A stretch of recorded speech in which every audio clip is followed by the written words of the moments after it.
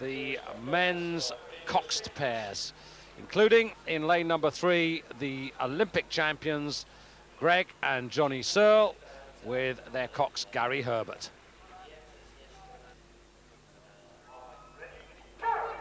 Oh, very, very slow on the pickup, hand up there. They tend to do that kind of thing, a little bit unalert on the start.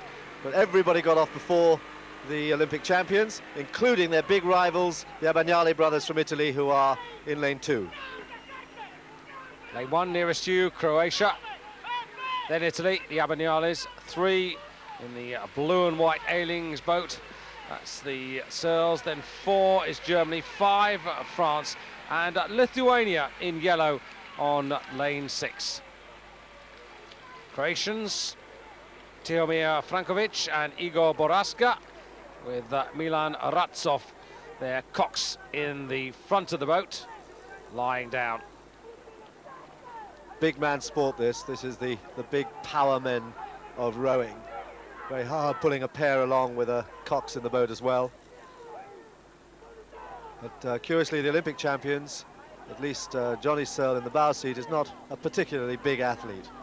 But they certainly left it a bit late on the starting blocks, and they are lying way back in 5th position. But the Italians, who like to go out fast, the Abagnale brothers, are in fact lying 3rd. It's Lithuania on the far side who head the field. Indeed, and the order not exactly what we might have expected. The Searles, though, on the other hand, do like to come with a late flourish. But here are the Lithuanian pair, new member federations of FISA. Remember, 46 countries, and that's a record, represented at the 1993 World Rowing Championships. Through the first 500, and Lithuania narrowly there from Italy, Croatia well to the fore, and the Searles 5th, but well enough in touch. But Germany here fighting for that 2nd position behind the Lithuanians on the far side. And Italy, who like to go out in front, the Abagnales like to go out in front. It is said that they came back here because of their defeat at the Olympics last year by the Searle brothers. Here the Searle brothers, the slight Johnny Searle at bow with the long hair, and his extremely powerful younger brother at stroke, Greg Searle. The Abagnale brothers here, who like to go out in front if they can. Some say came back this year because of their defeat last year at the Olympic Games. But an extraordinary record that they have. 9 gold medals at Olympic and World Championships in the last 11 years. Only Redgrave and Holmes beat them in 1986 and the Searles in 92.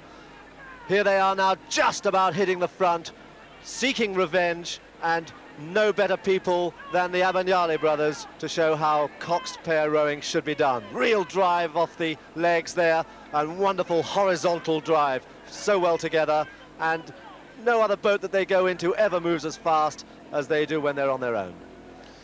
And lying down in the bow there, Giuseppe Di Capua, keeping the rhythm and the race plan right on course for these 2 stars of Naples, their hometown and where they train. And they are moving nice and quickly and have the call now. Lithuania just dropping back a little bit. The Searles have put themselves more into contention now as we come to half distance, and it's Italy who go through first ahead of Germany. But these 2 men, the Abagnale brothers, they know very well that they've got to keep a good length clear of the Searle brothers, because they have a devastating finish. And they are now in their 30s, these 2 men, and they know that they may not have the legs to hold them off unless they've got the distance by 1,000 meters. But the Searle brothers are beginning to move, and they can move at 40 strokes a minute for 1,000 meters, something that very few athletes can do. There's Germany there, but the Searles are moving through with every stroke. They've had a very difficult season, the Searle brothers. Injury, exams have hindered their training. This is the first time that they're really on song, and they've been together for 3 weeks. And here, they've hit the front. They've hit the front, they've gone right through in 25 strokes, and they've got a quarter of a length. And that's just the challenge they needed there in the 3rd quarter of the race, and they've taken up the lead, and now it's the question of whether the Abagnales or indeed the German duo of Peters and Vodau have anything to give them. But from here on in, the British pair, Jonathan 24, Greg 21, have got to keep this going, because if they relax for a moment, the others will be back on them. And Dan, it never looks that comfortable, does it? But it's they're at 40 strokes a minute. They have amazing lung capacity, and they can keep at that rate all the way to the finish. They have he is such a good racer, the man at bow, Johnny Searle. Not as big as his brother, but a wonderful racer. And look at them, opening up on the Abagnale brothers, who are holding second place. Germany pushing hard for second place as well. But it's the Searle brothers for Great Britain, heading for an exact replica of their extraordinary victory last year in the Olympic final. Yes, I don't think they've left it quite as late this time. The time, we've just got it for the third quarter, 1:43.20. So they really did wind it up. That compares with 1:48.81 for the second 500 and 1:45.46 for the opener with that scrappy start. Look at them go. They're still at 40. They're still at 40, just winding it and winding it. And the boat, they're rowing it like a coxless boat. It's quite extraordinary. It's as if they didn't have that cox on board. Gary Herbert, who's such an encouragement to them, lying there in the front of the boat, but so sharp, so aggressive, and look at the sharpness on the legs. And if anybody was in any doubt about last year's dramatic and wonderful performance by them in Banyoles, well, this is just confirmation. And the Abagnales now working quite hard to hold off the Croatians as well as the Germans as we come to the final part of the race now.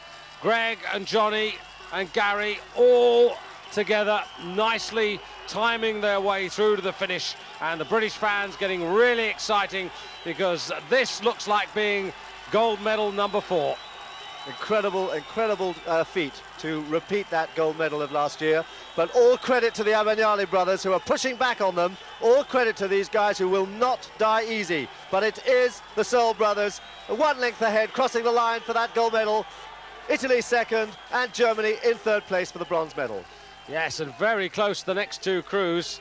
France were finishing fast, and Croatia, and really only Lithuania who set the early pace out of it. But there's Gary Herbert, who now replicates Giuseppe Di Capua. He's up and he's standing, and we did it. We were number 1.